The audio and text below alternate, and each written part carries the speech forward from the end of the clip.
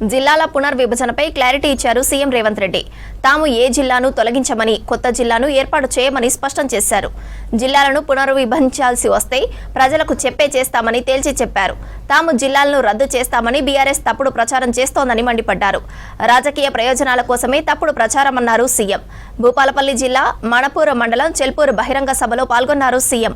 Professor Jayashankar గారి ఆలోచన, కాళోజీ గారి ఆవేశం, తెలంగాణ ఉద్యమంలో ఈ వరంగల్ కిల్లా మనకందరికీ ఆదర్శంగా నిలబడి ఈనాడు తెలంగాణ రాష్ట్రాన్ని సాధించడంలో ఈరోజు మనం విజయం సాధించినాం. మొట్టమొదట ఈ భూపాలపల్లిని మండల కేంద్రంగా మార్చి మొట్టమొదటి పునాది రాయి ఈ ప్రాంతంలో సింగరేణి బొగ్గు ఉత్పత్తికి ఆనాడు పెద్దలు ఎన్టీ రామారావు గారు ఇక్కడ పునాది వేయడం జరిగింది. ఇక మళ్ళీ భూపాలపల్లి వెనక్కి తిరిగి చూడలేదు.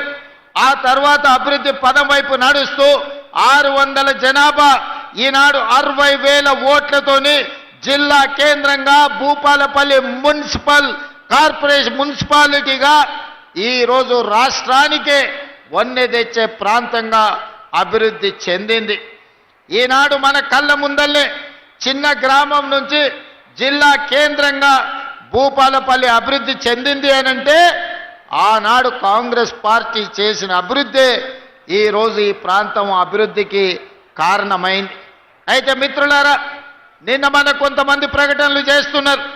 నేను నిశ్చితంగా గమనిస్తున్నా.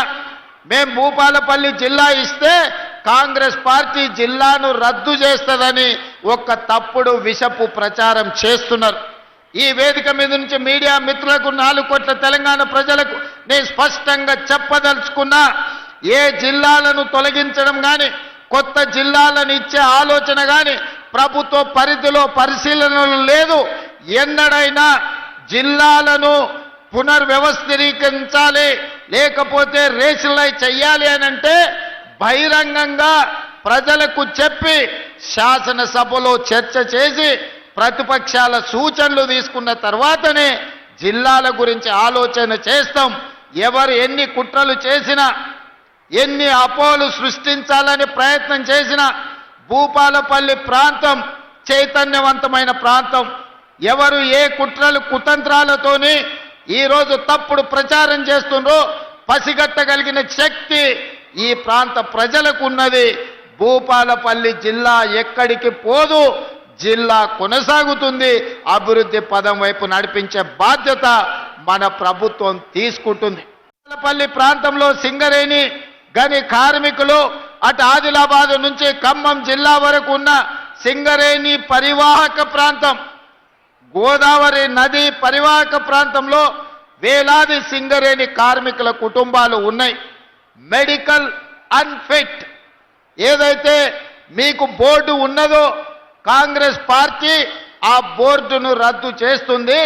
భవిష్యత్తులో సింగరేణి కార్మికులకు వాళ్ళ వారసత్వ ఉద్యోగాలు కానీ, మెడికల్ బోర్డు ఇచ్చే అన్ఫిట్ సర్టిఫికెట్తోని వాళ్ళ కుటుంబ సభ్యులకు వచ్చే ఉపాధి అవకాశాలు పోతాయి. మిమ్మల్ని కాంగ్రెస్ పార్టీ మోసం చేస్తుందని కొంతమంది తప్పుడు ప్రచారం, విషపు ప్రచారం చేస్తున్నారు. అసలు ఈ ఆలోచన ఎక్కడి నుంచి వచ్చిందో, ఈ అవసరం ఎవరికి ఉన్నదో నాకైతే అర్థం కాలేదు. అందుకే మిత్రులు జనక్ ప్రసాద్ గారికి, పెద్దలు దుద్దిల్ల శ్రీధర్ బాబు గారికి నేను విజ్ఞప్తి చేస్తున్నా, ఎవరైనా ఇట్లాంటి తప్పుడు ప్రచారాలు చేసి మెడికల్ బోర్డు విషయంలో విషము చిమ్ముతే వాళ్ళను అందరినీ మోకాళ్ళ మీద కూర్చోబెట్టి 4 ఈపుల మీదంగా దెబ్బలేయండి. ఎందుకు అనంటే ఆ ఆలోచననే ప్రభుత్వ పరిశీలనలో లేదు.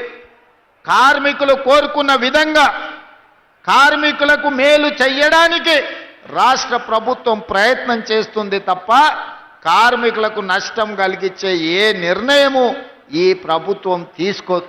అదేవిధంగా డిస్మిస్ కార్మికులకు సంబంధించి 217 మంది ఉన్నారని మిత్రులు గండ్ర సత్యనారాయణరావు గారు నా దృష్టికి తీసుకొచ్చిండ్రు.